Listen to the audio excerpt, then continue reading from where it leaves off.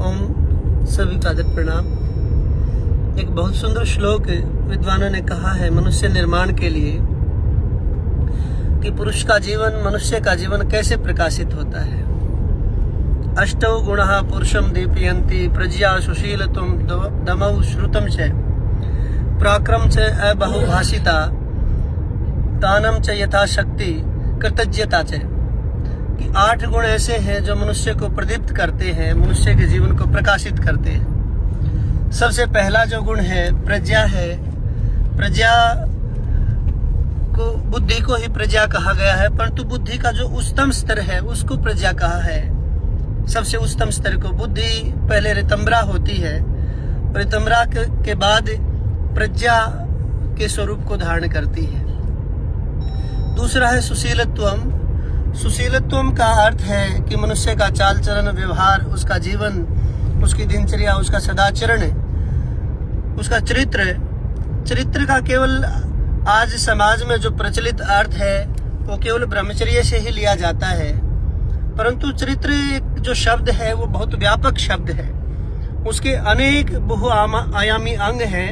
ईमानदारी है, सत्यता है, जीवन में धैर्य है, क्षमा है, सहनशीलता है।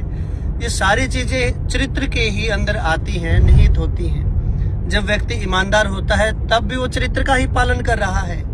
जब व्यक्ति सत्य का आचरण करता है तब भी वह चरित्र का ही पालन कर रहा होता है। जब व्यक्ति के अंदर दया का भाव होता है वो भी चरित्र का ही अंग है। बहुत सारे गुण हैं जो चरित्र को पुष्ट करते हैं। तीसरा है दमऊ, अपने ऊपर नियंत्रण करना। अपने ऊपर दो प्रकार का दो शब्द हैं समाज में प्रचलित है, एक शासन, दूसरा अनुशासन। अब ये शासन क्या है और अनुशासन क्या है, इसमें भेद को हम समझेंगे। कि शासन है जो राजा और समाज के द्वारा जो नियम हमारे ऊपर लागू हैं, जिनका हमें पालन करना ही होता है। अगर इनका पालन नहीं करेंगे तो सामाजिक रूप से और कानून के रूप से हमें दंडित होना पड़ेगा। और दूसरे नियम वे हैं जो न तो कानून के द्वारा हमारे ऊपर लागू होते हैं, न समाज के द्वारा लागू होते हैं। जो हमने अपने उत्थान के लिए, अपनी उन्नति के लिए स्वयं नियम बनाकर अपने ऊपर लागू किए हैं, उनका अनुसरण करना, पालन करना अनुशासन कहलाता है। तो दमऊ का अर्थ है कि अपनी उन्नति के लिए, अपने उत्थान के लिए, अपने विकास के लिए हमें संयम और नियमित रूप से जीवन का व्यवहार को अपनाना चाहिए। और चौथा जो अंग है श्रुतम। श्रुतम का अर्थ है कि शास्त्रों के वचनों को, ऋषियों के वचनों को अपने जीवन में धारण करें। और 5वां है पराक्रमश्चय, कि वीरता जीवन को आगे लेके जाने वाली है। अर्जुन महाबली का नाम, वीर धनुधर का नाम हमने सुना होगा। अर्जुन की 2 प्रतिज्ञाएं थी, न दैन्यम न पलायनम। कभी दीनता नहीं दिखाऊंगा, किसी के सामने गिड़गिड़ाऊंगा नहीं, और न पलायनम, और मैदान छोड़कर कभी भी भागूंगा नहीं। तो दोनों ही जीवन में हमारे होने चाहिए, न दीनता होनी चाहिए और न कायरता होनी चाहिए, वीरता हमारे जीवन में होनी चाहिए। और 5वां जो अंग है, छठा जो अंग है वो अबहुभाषिता। व्यक्ति के जीवन में कम बोलना परंतु गुणकारी बोलना, सार्थक बोलना, ये नियम होना चाहिए।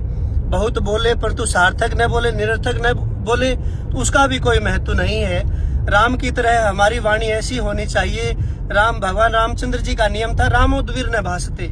राम ने कभी जीवन में दोबारा किसी बात को नहीं कहा, हमेशा एक बार ही एक बात को कहते थे, और जो कहते थे उसका पालन करते थे। इसलिए लोग लालायित रहते थे कि कब राम जी बोले और हम सुने। और जब राम जी बोलते थे पूरी सभा में सन्नाटा छा जाता था। तो हमारे जीवन में अबहुभाषिता होनी चाहिए। हम जो भी बोले सार्थक बोले और समय के अनुसार उचित बोले, ठीक बोले, पहले तोले फिर बोले। और 7वां जो अंग है वो है यथाशक्ति दानम। कि आज समाज में एक धारणा प्रचलित होगी, श्रद्धा जितनी हो उतना दान देना चाहिए, परंतु श्रद्धा का क्या अर्थ है लोग नहीं जानते। लोग अपने ढंग से घड़ लेते हैं कि अगर मेरी मन की इच्छा 100 रुपए देने की है तो ये मेरी श्रद्धा है। श्रद्धा इसको नहीं कहा। तो दान के लिए शास्त्र में कहा है यथाशक्ति च दानम, कि व्यक्ति अपने सामर्थ्य के अनुसार सेवा, धर्म और विद्या से संबंधित कार्यों में जितना सामर्थ्य है उस सामर्थ्य के अनुसार दान करे। और 8वां जो गुण है जो मनुष्य को प्रकाशित करता है इन सभी गुणों को सुशोभित कर देता है, कुंदन बना देता है, आदमी को चमकाता है, वो गुण है कृतज्ञता। अर्थात जो भी हमारे ऊपर उपकार करता है, हमारा मित्र है, भाई है, गुरुजन है, माता पिता है, समाज के प्रत्येक अंग से जहां से भी हमारा उपकार हो रहा होता है, उन सब के प्रति हम धन्यवाद की भावना रखें, कृतज्ञता की भावना रखें, उनके उपकार को माने और सदा नम्र होकर सिर झुकाकर हम समाज में चलें तो निश्चित रूप से आगे बढ़ेंगे और जीवन में उन्नति करेंगे, आनंद रहेगा, सुख रहेगा। और आदरणीय स्वामी जी महाराज जिनके प्रेरणा से मैं आपके सामने बोला हूँ, उनका कोटि कोटि मैं अभिनंदन करता हूँ। आदरणीय वंदनीय मेरे बहुत ही ज्येष्ठ श्रेष्ठ भ्राता महंत शुक्रानाथ योगी जी का बहुत हार्दिक अभिनंदन। शुभकामनाएं स्वामी जी। आपने इतनी देर तक समाज और मेरे पेज से जुड़े हुए सभी श्रद्धालुओं को